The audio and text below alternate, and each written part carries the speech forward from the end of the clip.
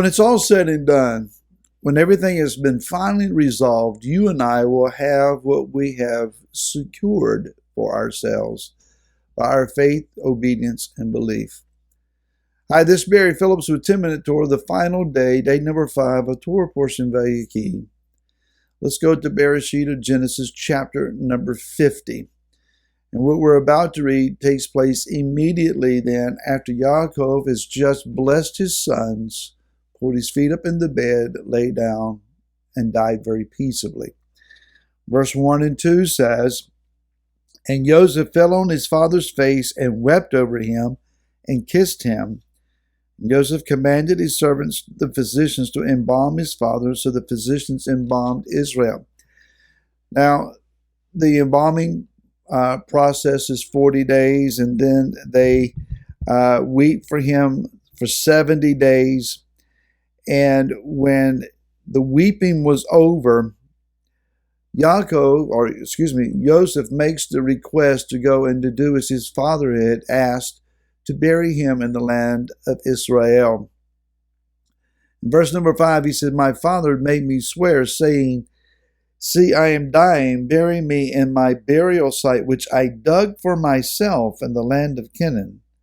And now, please, let me go up and bury my father and return.'" Now, if we go back down a little further in the text and the reading here, it says, beginning with verse number 12, "And his sons did to him as he had commanded them. For his sons brought him to the land of Canaan and buried him in the cave of the field of Machpelah before Mamre, which Abraham bought with the field from Ephron the Hittite as property for a burial site." Now, why is that important? Well, I find it interesting here that provision was made. The eventuality of the patriarch's death was something that they prepared for, they made provision for. And when Sarah, the wife of Abraham, died, he said, "I need to find a burial spot." And we've already studied how that he dealt with the sons of Het, the Hittites. And he bought at an exorbitant price, some $250,000, a small field, evidently, a cave. He bought a cave, but he needed a burial spot for Sarah. Abraham was buried there. Isaac, or Yitzhak, and his wife Rivka, or Rebecca, was buried there. It was there that Yaakov had already buried Leah. So the one that was missing, Yaakov, said, "Bury me in that cave." Now, it says that he evidently went into the cave where Abraham, his grandfather, had bought, and he dug a spot for himself. He had secured a spot and made a place. They held title deed to this place. Now, when they get back home, and the funeral procession that was grand and glorious and drew the attention of all the inhabitants of the land. When it was all said and done, and they're back now in the land of Mitzrayim, the entire family of Israel, Joseph is seeing his third generation raise up. He's now 110 years old himself, and he is beginning to make provisions for himself. At the end of this chapter, he says in verse 24 and 25, "And Joseph said to his brothers, 'I am dying. But Elohim shall certainly visit you and bring you out of this land, of the land of which he swore to Abraham, Yitzhak, and to Yaakov.' And Joseph made the children of Israel swear, saying, 'Elohim shall certainly visit you, and you shall bring up my bones from here.'" We know that took place when the Exodus, when Israel took leave of the land of Mitzrayim. They took the bones of Joseph as he had made them swear with them. We know from later reading then that Joseph was buried in Shechem. Why not in the cave at Machpelah? Why was he buried in Shechem? Now we most of the time we'll pronounce Shechem as Shechem. It's the modern day city of Nablus. It's an Arab-held town in the valley of Shechem. What's interesting is that when you look at this place, I've had the vantage point of standing on Ilan Moreh. This is the mountain, the mountaintop where when Abraham first got into the land, that Yah appeared to him and told him that he was going to give him this land. From that vantage point, if you look straight across, you see Mount Gerizim on the left and Mount Ebal on the right. And as these two mountains are situated, there is a valley that forms a means of a pass, and then there's a wide open valley floor. Guess what's in the floor? The city of Nablus, or correctly called Shechem. What's also interesting is this is where Yaakov also bought property. The two places in the land of Israel that this family held title deed to was the cave of Machpelah and Shechem, a parcel of land in Shechem. If we go back to Bereshit or Genesis chapter 33,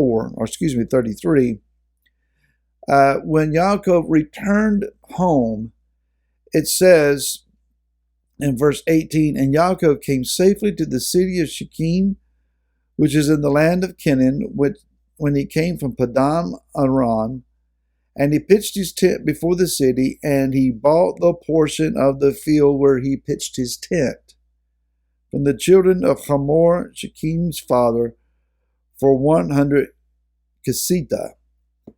And he set up a slaughter place there and called it El Elohei Israel. El is the Elohim of Israel.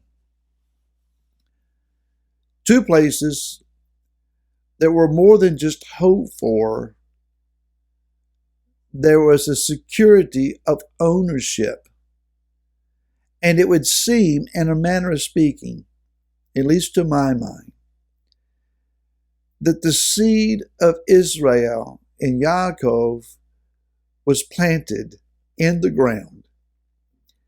And the seed of the house of Israel, or Ephraim, or the house of Joseph, whichever term you want to use it, the 10 tribes that comprise the northern kingdom, were also sown in the ground, securing, if you will, a place for us.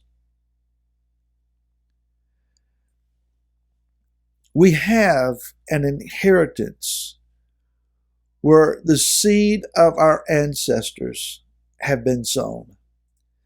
Now, whether you can claim a Hebrew lineage or not, if you were born again by the blood of Messiah Yeshua, Romans chapter 11 says that you have been grafted in and adopted into the family of Am Israel. You are no longer of the nations. You're no longer a Gentile.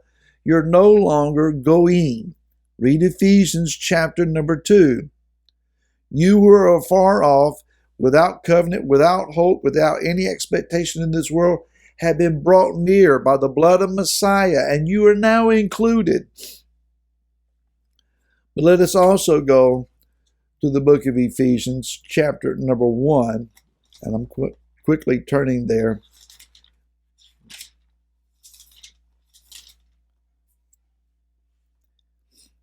Verse 13, chapter 1, verse 13, in whom you also, having heard the word of truth, the good news of your deliverance, in whom also, having believed, you were sealed with the set-apart spirit of promise. Verse 14, who is the pledge of our inheritance until the redemption of the purchased possession to the praise of his esteem. The infilling of the Ruach HaKodesh is given to you to prepare you. It is the initial down payment. It is a mark of security. It is a holding of a title deed to a purchased possession, the land of Israel includes a place for you. Rejoice in that this Shabbat. Shabbat Shalom to you. Thank you for supporting us throughout the year of 2020 and for making 10-Minute Torah a success. We look forward to continuing on with you in the year of 2021. Shabbat Shalom.